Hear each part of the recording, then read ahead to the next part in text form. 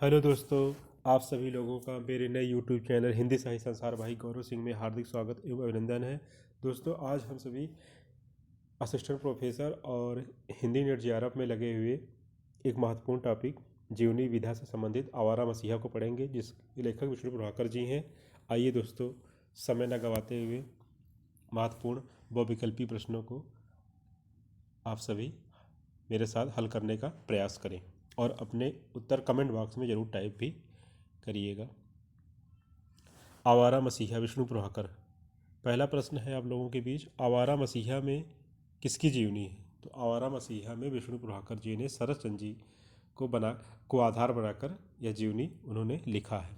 जीवनी एक ऐसा इतिहास है जिसमें विशिष्ट व्यक्ति के जीवन की गीली मिट्टी को सूखा बनाकर एक मंजूषा में भरा जाता है। उपरोक्त कथन किसका? डॉक्टर प्रजापति जी का कथन है।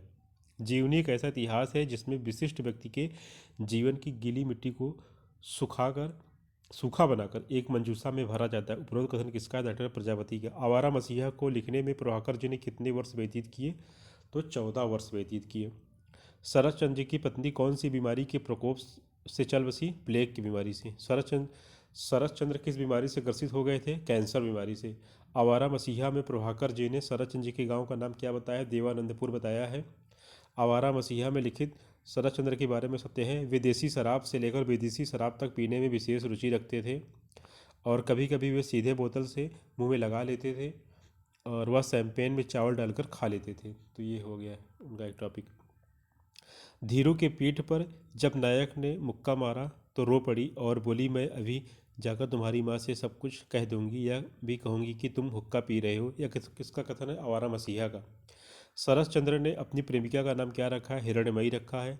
यदि तुम मोक्षदा से विवाह नहीं करना चाहते हो तो मुझे कुछ धन दीजिए जिससे मैं देश लौटकर इसका विवाह कर सकूं। उपरोक्त कथन किसका है? कृष्णदास का कथन है। आवारा मसीहा विष्णु प्रभाकर जी ने कितने सर्गों में लिखा है? आवारा मसीहा को विष्णु प्रभाकर जी ने 3 सर्गों में लिखा है। कौन सा पर्व सर आवारा मसीहा में है? तो 3 पर्व या सर्ग हैं। पहला है दिशाहारा, दूसरा है दिशा की खोज और दिशांत। ये सभी महत्वपूर्ण प्रश्न हैं। अब नए प्रश्न को देखिए। शरत चंद्र का एक प्रिय मित्र कौन था? काशीनाथ। अगर प्रश्न पूछा जाए कि आवारा मसीहा में शरत चंद्र जी का प्रिय मित्र कौन था, तो काशीनाथ जी थे।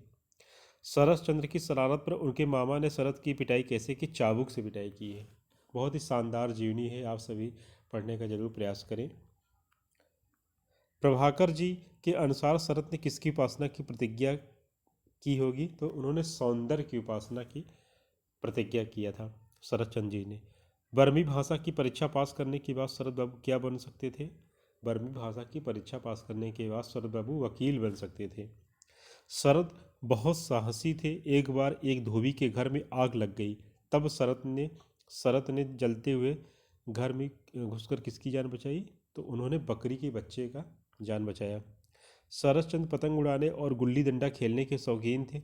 जब उन्हें मना किया जाता था तो वे कहाँ छिप जाते थे? शमशान भूमि या खंडहर में। शरद बाबू अपने किस पालतू पक्षी का नाम बाटू बाबा रखा था? नूरी पक्षी का। और शांति को बुखार होने पर शरद किसके पास जाता है? गिरीन सरकार के पास जाता है। आवारा मसीहा का प्रकाशन वर्ष क्या? वर्ष 1974 ईस्वी। रविंद्रनाथ के गोरा को छोड़कर उन्होंने ऐसी रचना नहीं पढ़ी, किसने कहा? योगेंद्र नाथ ने। आवारा मसीहा के प्रकाशन को हिंदी साहित्य की घटना माना एला चंद्र जोशी ने। आवारा मसीहा का लेखन कब प्रारंभ हुआ? 1959 ईस्वी में। आवारा मसीहा जीवनी के प्रधान पात्र हैं। भुवन मोहिनी माता है उनकी। शांति उनकी पहली पत्नी थी शरत चंद्र जी की। हिरण्मयी उनकी दूसरी पत्नी थी। धीरू उनकी बचपन की दोस्त।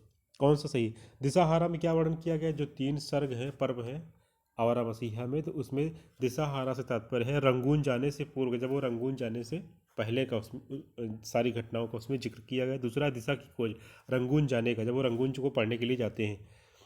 दिशांत दिशांत रंगून से स्वदेश लौटने का वर्णन। उसके बाद की जो सारी गतिविधियां हैं रंगून से स्वदेश लौटने का वर्णन दिशांत में किया गया। तो दिशाहारा, दिशा की खोज, दिशांत, ये 3 पर्व हैं आवारा मसीहा जीवनी में।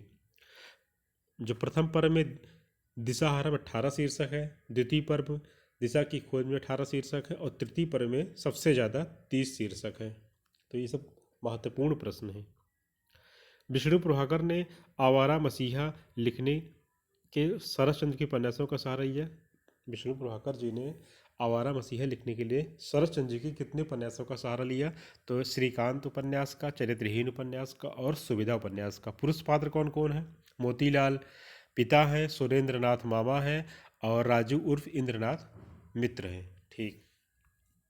तो दोस्तों, आप सभी लोगों को यह टॉपिक भली भांति समझ में आ जाएगा और लगभग प्रश्नों को मैंने पढ़कर आवारा मसीहा जीवनी विष्णु प्रभाकर जी द्वारा जो लिखित है,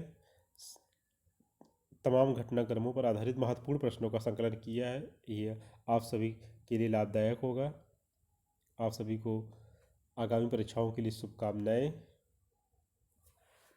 मेरे चैनल को लाइक करिए, सब्सक्राइब करिए और अपने दोस्तों के साथ शेयर कीजिए। आप लोगों का जन समर्थन मिलता रहेगा तो मैं नित्य नए ऐसे ही वीडियोस प्रतिदिन लाता रहूँगा। आप सभी लोगों का हार्दिक स्वागत एवं अभिनंदन करता हूँ। दोस्तों, शुभ रात्रि। फिर मिलेंगे नए वीडियो में।